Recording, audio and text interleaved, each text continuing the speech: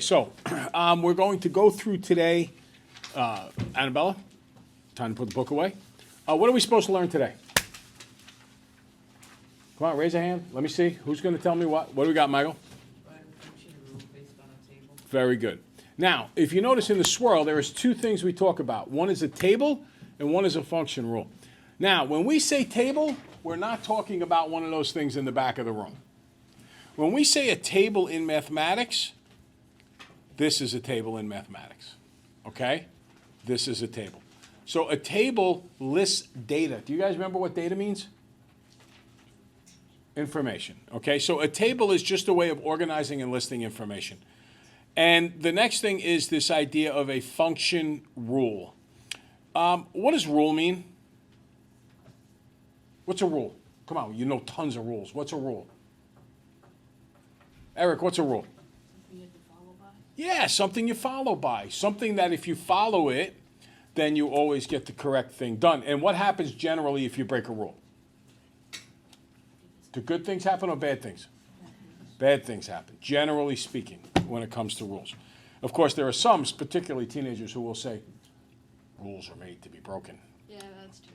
But I got to tell you, if you break the rules that you're going to do in math class today, you're only going to get questions wrong. You're not going to get them right. So I wouldn't suggest doing it in math class. Though there are times and places in the world where breaking a rule is actually a good thing to do. Yep. Okay, so here's the deal. Number one, Falcundra is 3 times 10 to the 8th miles from the sun, while Perilandra is 7 times 10 to the 11th miles away from the sun. About how many times further away from the sun is Perilandra? Now, before you think I'm crazy with these places, Falcundra and Perilandra, I want you to know something. They're actual planets in fiction. I consider one of the greatest authors who has ever lived to be C.S. Lewis. I think he's fantastic. Now, you may know him as the guy who wrote the Narnia Tales. All right? And most of you probably haven't read the Narnia Tales. You probably saw the movie with Aslan and stuff like that. Okay. He's super brilliant. He's beyond brilliant. Not only did he write children's stories, but he also wrote Adult stories. philosophy books. He wrote books about just very, very deep things. And he also wrote adult books that are fiction. And one of the series, he wrote one of the books that's one of the greatest selling books in the history of mankind. Does anybody know what the number one selling book in the history of mankind is? The Bible. The Bible is the number one most printed or copied or sold book in the history of mankind. Does anybody know what number 2 is? Nope. A geometry textbook called Euclid's Elements. Okay? And I believe, I remember reading this, but I find it a little hard to believe. So maybe it's not third, but it's way up on the list. The book, The Great Divorce by C.S. Lewis. Fantastic book. And it's adult science fiction. And he wrote this before adult science fiction became popular. And he also wrote a series of books called the Space Trilogies. In the Space Trilogies, what happens is a guy whose name is Ransom gets kidnapped against his will. And he gets taken to foreign planets, and things happen on these planets. Now, one of the planets is called Falcundra, and the next one is called Perilandra. So, on the first book, he goes to Falcundra, and then he goes further into space. He's kidnapped by mean, evil scientists. Of course. And naturally. And then the second one, he goes out to Perilandra. Okay? So now, as we read through this, Falcundra is 3 times 10 to the 8th miles away from the sun. Perilandra is 7 times 10 to the 11th miles away from the sun. Then I come up with a really important word. What's the really important word? Come on, it's right there. First word, second sentence. What does it say? Come on, you know how to read. About. About means you don't have to be exact with your answer, okay? About how many times further away from the sun is Perilandra. So, one of the things we've been saying lately with questions like this is the scientific notation element can confuse you. So let's just look at the coefficients and the numbers in front. Falcundra is 3 miles away from the sun, and Perilandra is 7 miles away from the sun. How much further from the sun is Perry Landra? So because it says about, let's round off 7 to 6. Falcondra's 3 miles away, Perry Landra's 6 miles away. How many times further is Perry Landra? 3 to 6. How many times further? Come on, guys, this is way beneath you. 3 to 6. How many times bigger? 2. 3 times 2 is 6. Or, also said, 6 divided by 3 is what? 2. Now let's incorporate the scientific notation. Now I know it really says 7 times 10 to the 11th, but it says about, so I can round off to 6. What's 3 divided by 6? 6 divided by 3? 2. What do I do to the exponents here? So I get 2 times 10 to the third. Which choice is equal to 2 times 10 to the third? A, B, C, or D? C. So the correct answer is 2,000. Okay? Now, it's extremely important as we go through these kind of problems that I'm not big on studying. Studying drives me crazy. Oh, I know. What I like to do is keep things fresh in my mind. And as I keep things fresh in my mind, what happens is I'm able to not have to memorize it so much. So slope formula is, can somebody tell me the slope formula? No, that's the equation for the line, and the m is part of that. I'm looking for the one that says m is, kind of looks like that, slope is y sub 2 minus what? Y sub 1 over x sub 2 minus x sub 1. Now I can label either point 1 and 2, but I'm going to go with 2 and 1. So here's my slope formula. What's the y from the second point? Talk to me, guys. Come on. Y from the second point. Everybody. Wow. Come on. No, seriously. Use your voice. God bless. What's the y from the second point? 7. You have to speak louder than this. What is the y from the first point? 3. Good. What's the x from the second point? 0. What's the x from the first point? Negative 2. Circle agregar. 7 minus 3 is 4. 0 plus 2 is 2. And 4 over 2 is 2. Or 2 over 1. Whichever way you want to write it. So that's my slope. 2 or 2 over 1. Okay? Next is, what is the equation of a line whose slope is negative 2 and whose y-intercept is 5? And in your incredibly stupid math teacher's ability, it's not that I'm stupid, because I'm not You're stupid. not I'm actually stupid. very smart. You're a lot smarter than most math teachers that I know. I actually took a test when I first went to become a teacher. The test was made up of 3 parts. The first part of the test was made up of general knowledge. I scored in the top 1/2 of 1% of the country. Wow. Which means if you lined up 200 teachers, one of them scored as high as I did. Wow. Then they did general math knowledge, and I scored at the 97th percent mark, which means if you lined up 100 teachers, 3 scored as high as I did. Wow. Then they did teaching skills and teaching knowledge. I barely passed. I got like a 65. And the reason is because it had questions like this. Johnny's having a really bad day at school on a particular day. He's acting out in your class. How do you handle it? Choice A, ask Johnny, what's making his day so miserable? Choice B, ask Johnny what his parents did to make him so upset. Choice C, ask Johnny if he wants to go out to the timeout room and have something to eat to feel better. Choice D, smack Johnny in the head, say, sit down, shut up, and do what you're told. Now, what do I think the choice is? D, obviously, right? So I barely passed. Now, what's absolutely hysterical is in 30 years of teaching, I have not written more than 5 referrals. Wow. 30 years of teaching, I've written at most 5, maybe as many as 1 or 2.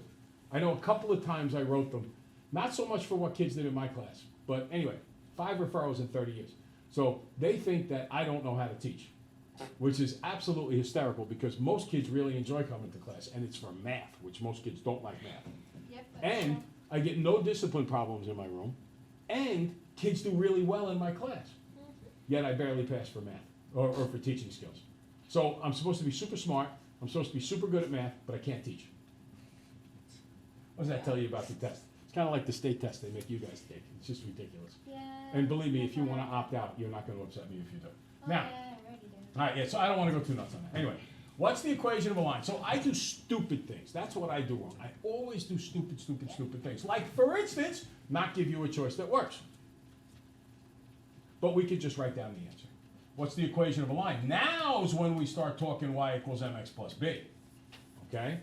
So remember, the m is part of the equation for the line, but it's not, this is not the equation for slope. The one above it's the equation for slope.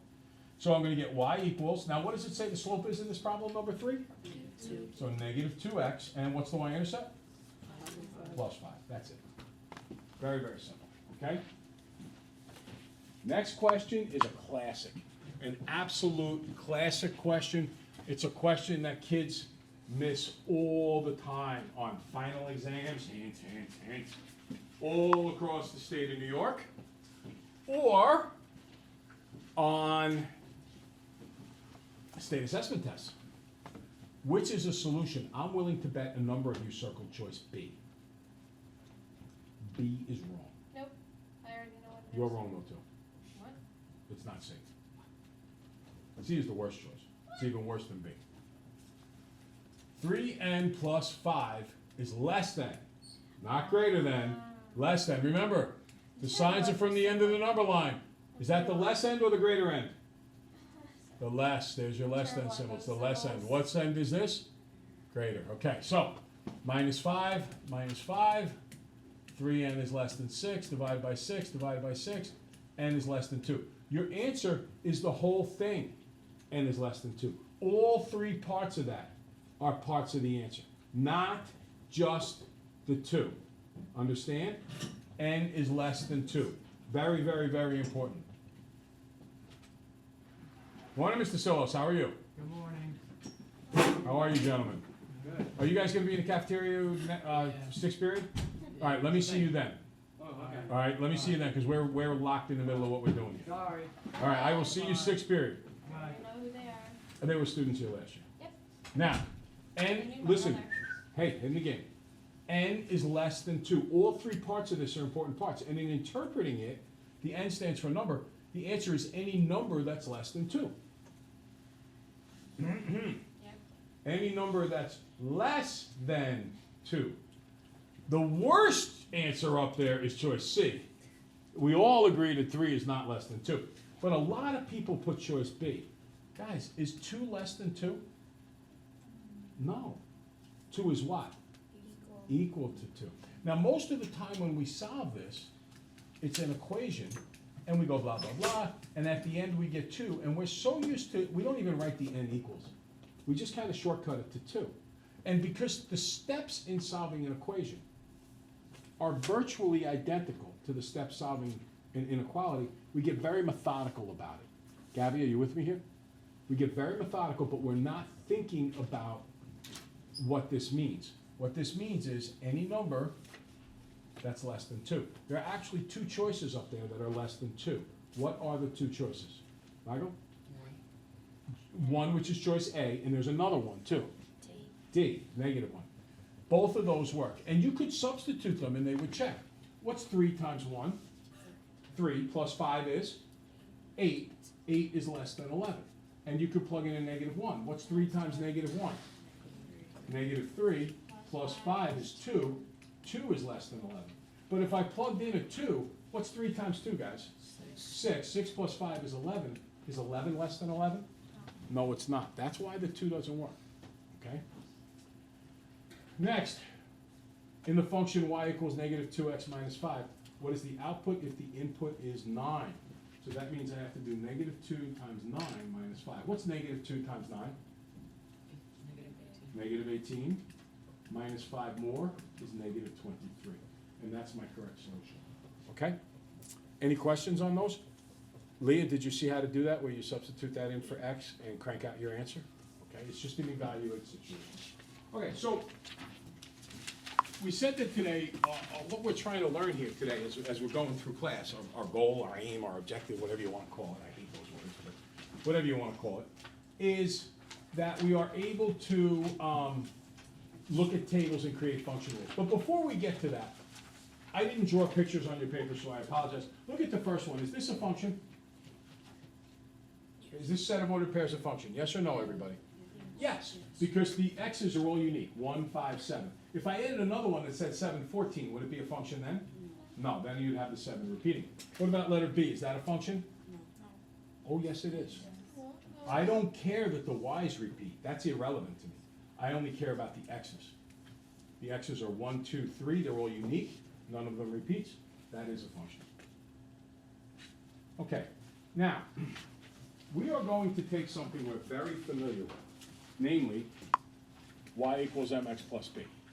And we're going to apply it to a new situation and change our terminology slightly. First off, if we read through here, for linear patterns. Now this is a word that can bother a lot of people. Linear patterns. Let's swirl this word. Everybody turn around and say linear.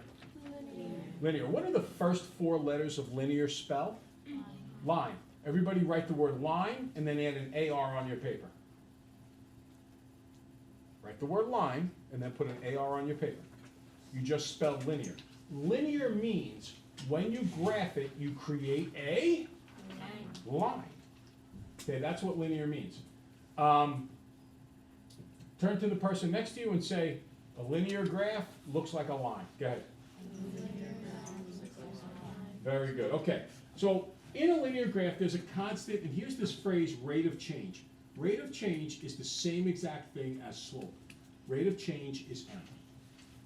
Look, when you graph a line, there's a constant rate of change. I begin here, and then I go up, over, up, over, up, over, up, over. And that rate of change never changes. It's always up the same amount, over the same amount, up the same amount, over the same amount, up the same amount, over the same amount. When it's always the same, it's constant. Isn't it true that if the temperature in the room never changes, it's a constant temperature? Yes. So whenever you have something like a slope that never changes, we say that it's a constant slope. So in a linear pattern or a linear graph, the slope is constant. Now, we've been doing a lot of graphs up until now.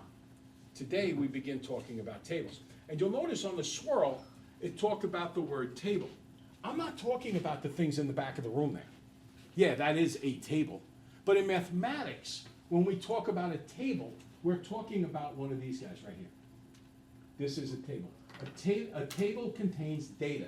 Now, we defined data earlier in the year. What's data mean again, guys? Information. Good. So when I take information and I organize it, and I put it into this structure, we say we put the data into a table. And we can use the same exact thing we worked with so much earlier in the year, y equals mx plus b, tweak it a little bit. Tweak means just changing a little bit how we interpret it. And we can use that to explain all of these function rules. And that's what we're trying to do today. We're trying to, now we already know we can write functions in tables. We've done this for 3 days in class. What we're trying to do now is go backwards. See, up until now, I gave you the function, you figured out the table. Remember, I give you the function, you go like -2, -1, 0, 1, 2. Now I'm saying, oh, no. Today we go backwards. Today we're going to play a little bit of, Jeopardy. You know in Jeopardy, right? They give you the answer, and what are you supposed to do? Figure out the question. So now I'm giving you the answer. The idea is to figure out the question. And what we're going to do is work off of y equals mx plus b, where m, instead of thinking of it as the slope, I want to think of it as the rate of change. Now, it is the same thing as slope. Let's be clear about that. And b is the y-intercept. It's where you begin, but I want to slightly interpret b slightly differently. Isn't b always on the y-axis? Right? That's the y-intercept. And this point would be, say, 0, 1. So I want you to understand that any point is x, y. X is input, y is output. So when the input is 0, whatever the output is my y-intercept. So to find the y-intercept, I'm going to figure out whatever is paired with 0. Take a look at this first table. What is paired with 0? 3. So it's going to be y equals, and at the end, it's got to be plus 3. Just like the y-intercept would be plus 3. Now we need to figure out the rate of change. Rate of change is also known as what? Slope. Slope is the change in y over the change in x. So let's look at the y's. What are the y's going up by? 2. What are the x's going up by? 1. So the slope would be this change over this change, which is 2 over 1x plus 3. And that's going to be my function rule. Now, let's just show you that this works by checking a few of them. Ready? Leah, I think this is going to help you a little bit. Let's plug in the 4 and show you that it helps by plugging it into the rule. What's 2 times 4? Plus 3. Look, there's my 11. Let's try 3. What's 2 times 3? 6 plus 3. 9. There's my 9. Every pair on the table can be figured out using that rule.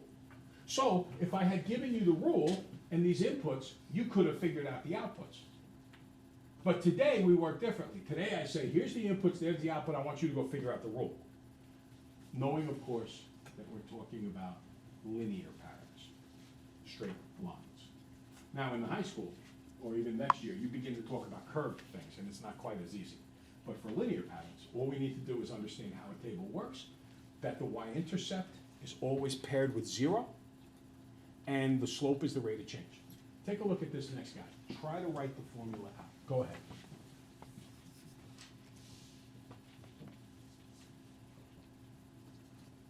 Wait, to get to 3, did you add 2? I look at what's paired with 0. That's where I get the 3. Okay? Always look for what's paired with 0.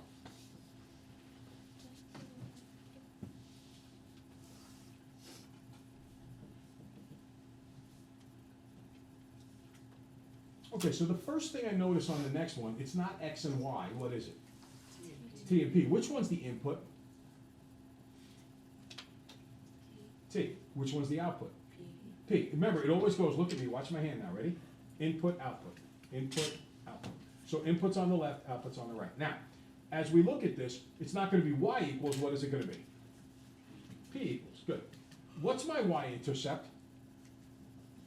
50, so I put plus 50 at the end. I always like beginning with the y-intercept. I just think it's so much easier than anything else. All right, what is the change in P? 100, right? 50, 150, 250, 350, 450, it's going up by hundreds. What's my change in my inputs? 25. So my constant rate of change is 100 over 25, and what does that reduce to? What's 100 over 25, guys? 4. So it's going to be 4t plus 50. Now, in the last class, they asked a really good question. Gabby, you know what they asked in the last class? They said, what if I just wrote 100 over 25 instead of 4? And the answer is, if this was a question without choices, you would get it right. But a lot of times a question like this will have choices. So you're expected to be able to look at 100 divided by 25 and know that it is 4. Now, let's just plug in a choice to show you that this does indeed work for the rule. Let's plug in a 100, because isn't 100 really easy to multiply by? What's 4 times 100? 400 plus 50 is? 450. Look at that, 450 right there. Okay? Try the next one.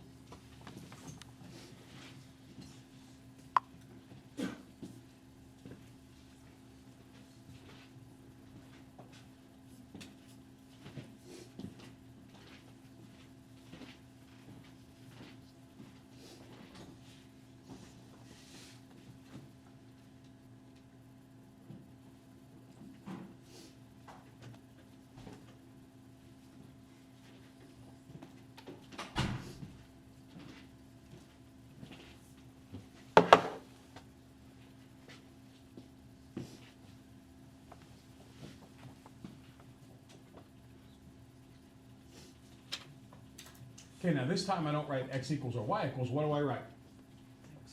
F of x equals, right? Because it's input, output. Now, it's going to equal, what is my y-intercept in this guy? Negative 3. So I put minus 3 at the end. There's my x, because x is what's listed here. What goes in front? Well, let's look here. This should be wrong. That should be 5. What's the right side or the output's going up by? What is it going up by, guys? 4, right? What's the input going up by? 1. So it's going to be 4 over 1x minus 3. Questions? Good. You got 3 after that. Okay, talk to a partner. Work with them. Figure it out.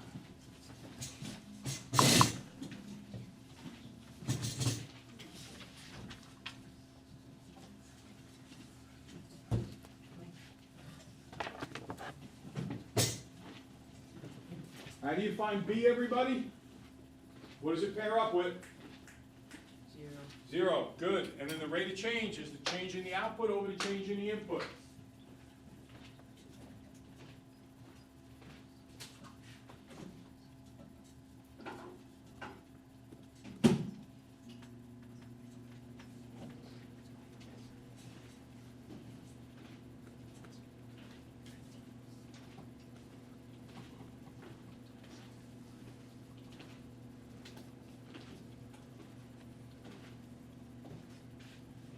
Okay, you're excellent at getting the y-intercept. Now, how do I figure out the linear rate of change here?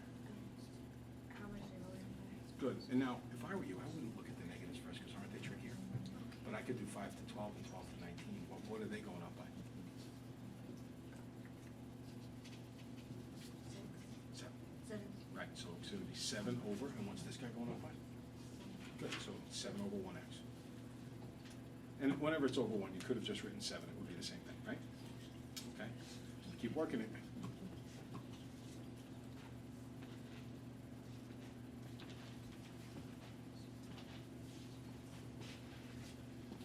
Little weird rate of change in this middle one, right? You gotta just leave it as a fraction. You don't have to change it to a whole number because you can't. So leave it as a fraction.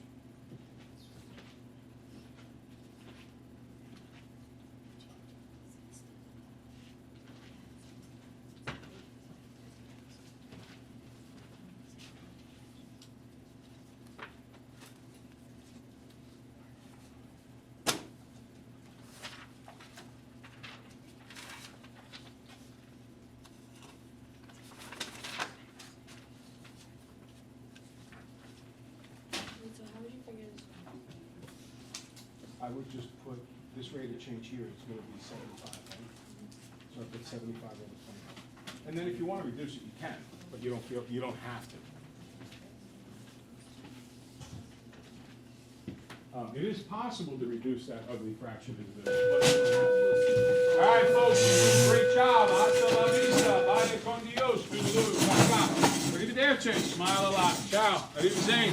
Adios, amigos y amigas. Sayonara. Toodaloo. Ta-ta. See ya. Christopher Spicer, the guidance, please. Christopher Garushus. Spicer, the guidance.